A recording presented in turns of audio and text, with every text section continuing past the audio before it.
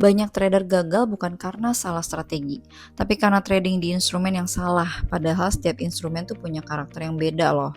Di dunia trading ada banyak pilihan mulai dari forex, emas, saham, indeks, sampai kripto. Semuanya bisa menghasilkan profit, tapi cara pergerakannya nggak sama. Kalau kamu suka pergerakan yang stabil, forex nih bisa jadi pilihan. Kalau suka volatilitas tinggi, kripto mungkin lebih cocok.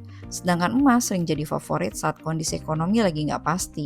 Jangan asal ikut-ikutan trading instrumen yang lagi viral ya. Belum tentu juga cocok dengan modal, waktu, atau toleransi resiko kamu. Coba deh fokus ke satu instrumen, pelajari pola pergerakannya, jam aktifnya, dan berita apa aja yang sering mempengaruhinya. Ingat ya, trader yang sukses tuh bukan yang trading semua instrumen, tapi yang benar-benar paham instrumen yang mereka pilih. Nah, kalau kamu sendiri sekarang lebih fokus trading di mana nih? Forex, emas, atau kripto? Tulis pendapatmu di kolom komentar ya.